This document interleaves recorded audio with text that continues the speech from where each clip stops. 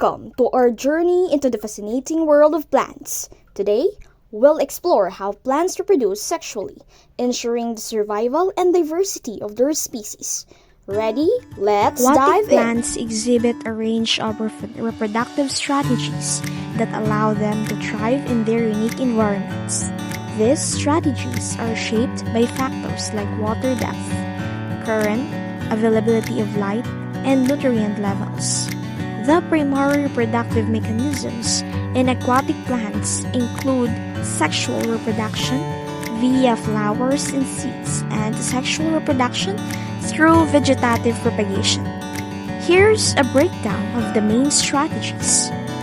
Sexual reproduction via flower and seeds, wherein plants involves the fusion of a male and female gametes to form seeds, the building blocks of future plants, and is the main players in this process are flowers, which house the reproductive organs.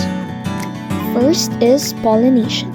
Pollination is the transfer of a pollen from the anther to the stigma, where some aquatic plants rely on water or wind for pollination, while others use insects or animals. It can occur in two ways. Self-pollination. First is self-pollination, where pollen from a flower fertilizes the same flower on another flower on the same plant. And cross-pollination, wherein pollen is transferred between flowers of different plants, often aided by wind, water, or animals like bees and birds. Seed dispersal. Seeds in aquatic plants may be dispersed by water currents or by animals. Some plants have seeds that float on the surface or have structures like air sacs or fluffy fibers to help them disperse over long distances. Examples include species like water hyacinth and duckweed. Lastly, germination. Many aquatic plants require specific water conditions such as temperature, pH, or salinity. For seed germination, some species like lotus and water lilies have seeds that can remain dormant for long periods before sprouting under favorable conditions. Specialized strategies. Dormancy. Some aquatic plants have evolved the ability to produce seeds or tubers that can remain dormant in the substrate for extended periods, surviving harsh environmental conditions like drought or freezing temperatures. This is seen in species like duckweed and seedjess, which can sprout once conditions improve. Hydrophily in water pollination. A few aquatic plants like seagrasses and some types of mangroves have evolved hydrophily, a form of pollination where pollen is carried by water instead of wind or insects. Floating structures. Some plants such as water lilies or lotus use large, buoyant leaves to remain at the water's surface, which provides them with access to sunlight for photosynthesis. These plants may reproduce sexually through pollination or asexually through the spread of rhizomes. Asexual reproduction and vegetative propagation. Rhizomes and stolons. Many aquatic plants reproduce asexually through rhizomes in an underground stems or stolons in horizontal above ground stems. These structures can grow new plantlets along their length. Examples include species like water lilies, cattails, and reed grasses. Rhizomes allow the plant to spread rapidly and colonize new areas.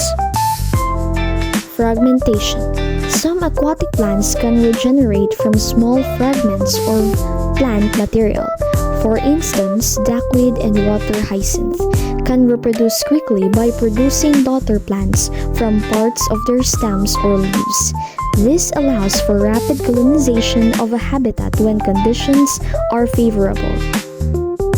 Turbid waters and floating plants. Floating plants like water lettuce and water hyacinth can produce new individuals without the need for seeds. By simply developing new plants from their roots or leaf structures, these plants often form dense mats that help them compete for sunlight and nutrients. In summary, aquatic plants combine both sexual and asexual reproductive strategies to ensure their survival and spread in diverse aquatic environments. The ability to reproduce both sexually and asexually allows these plants to adapt to the fluctuating and sometimes harsh conditions of their habitats. Here's a concise summary of sexual reproduction versus asexual reproduction in aquatic plants. Sexual reproduction mechanisms involves the production of seeds through the fertilization of an ovule by pollen. Advantages: promotes genetic diversity, enhancing adaptability to changing environments, helps plants adapt to new conditions over time. Disadvantages: slower processed, requires pollination, seed dispersal, and germination. Spread of the plant population is slower. Examples: water lilies, insect-pollinated, seagrasses, water-pollinated. Asexual reproduction mechanisms.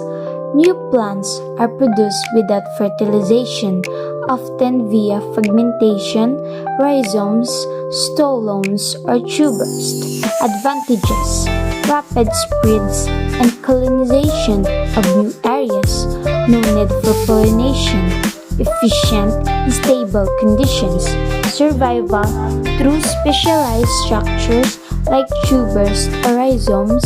Disadvantages: low genetic. In water-based habitats, pollination mechanisms are adapted to the unique challenges of water as the medium for pollen transport. There are three primary pollination strategies in aquatic plants: hydrophily, water pollination; entomophily, insect pollination; and anemophily, wind pollination.